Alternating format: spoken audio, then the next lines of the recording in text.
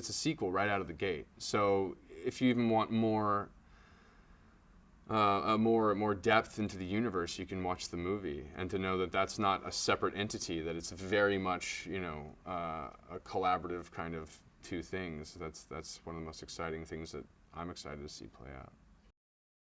Brian, when we start in the show, you find him, and he's kind of lost in this foggy, aimless time in his life, you know, where I think his old tricks aren't working as much, and he's seen friends of his, you know, move on and do bigger and better things. And I think, you know, even 5 years ago, before we met Brian, he might look at him and be able to like kind of be like, sell out, whatever. I'm an OG.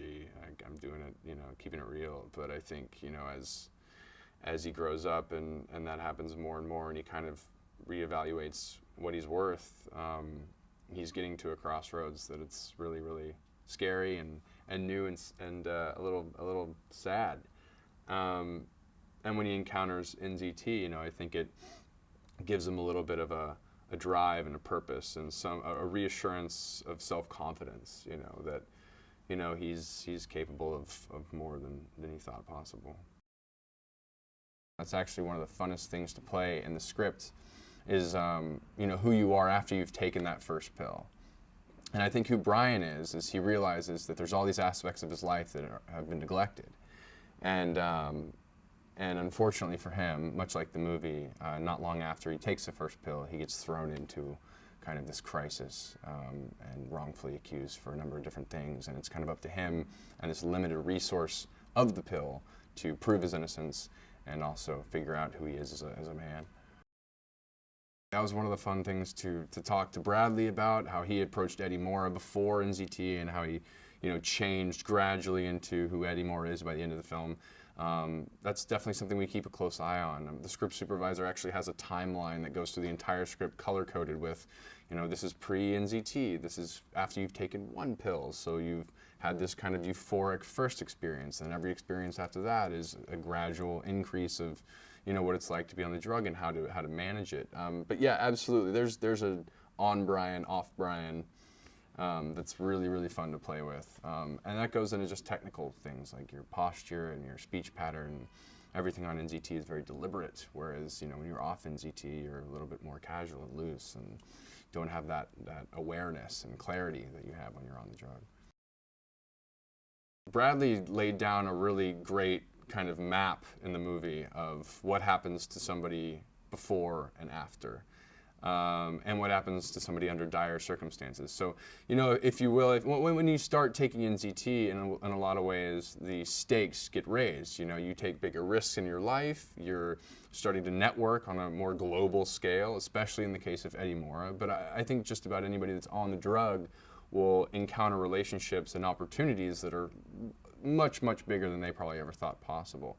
So then when you've built kind of this infrastructure on NZT, and for whatever reason you run out, or for whatever reason you encounter a situation that you'd usually handle on NZT and you're off NZT, it's fun to juggle, you know, how harder that fall is now that you're like, well, I've set myself up to be this, you know, high-functioning genius, and I have to go into a board meeting, or I have to go into the FBI, or I have to go into a concert and not have my power. It's essentially, you know, some aspects of it is almost like a superhero.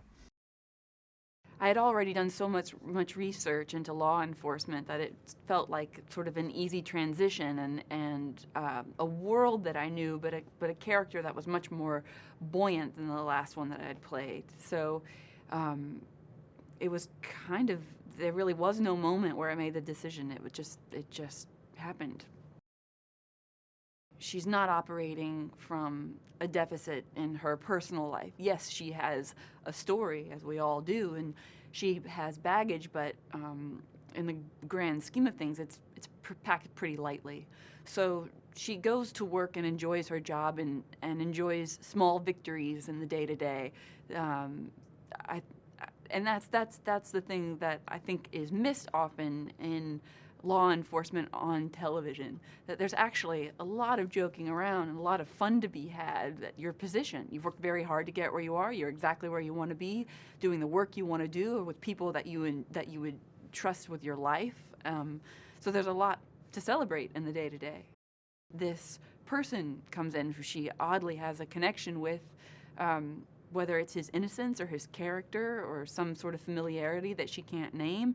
So she bets on this horse, so to speak, and she's going to ride the bet until the end, for better or worse. You read a pilot, and given the character that I am, which I tend to think is like the mother of the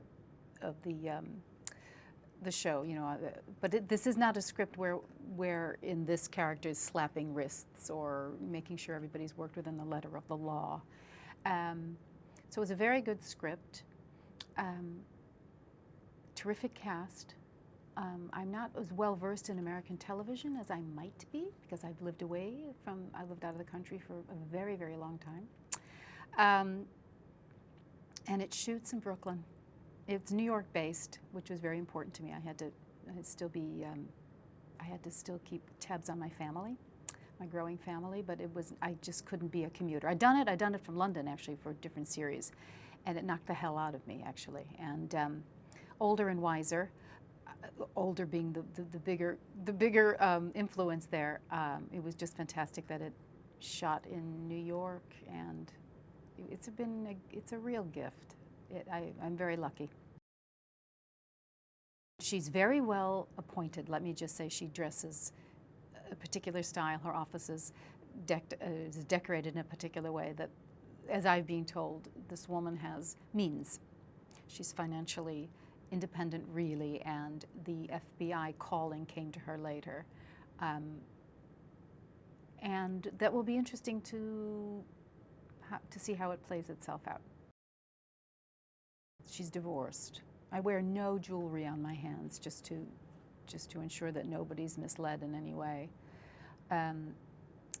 So I don't know. I would be very interested because she would have come of age, if we're going to look at history, in 1979. You know, I mean, she's my age, so that was the revolution. That was when it was all happening. So I don't speak with an accent, so presumably had I been raised in Iran up until then, I would. But culturally and everything, I would love for it to be, because I just think it could be damned interesting. I really do. The scripts have been great. They've been funny. They've been challenging.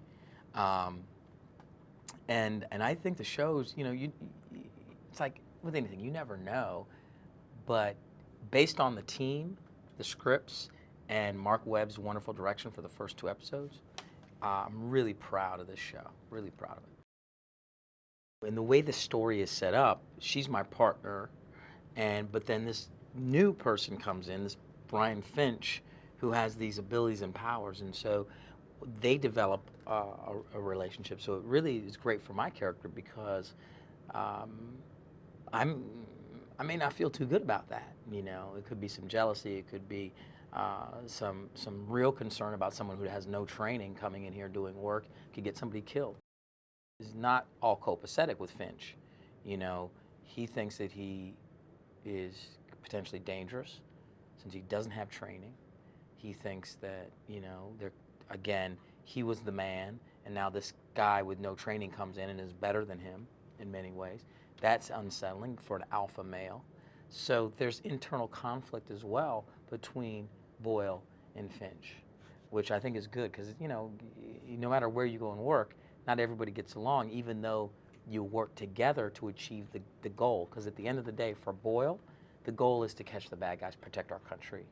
And no matter who he's working with, whether he likes the person or not, or respects them or not, if that person's going to help them achieve that, then that's okay.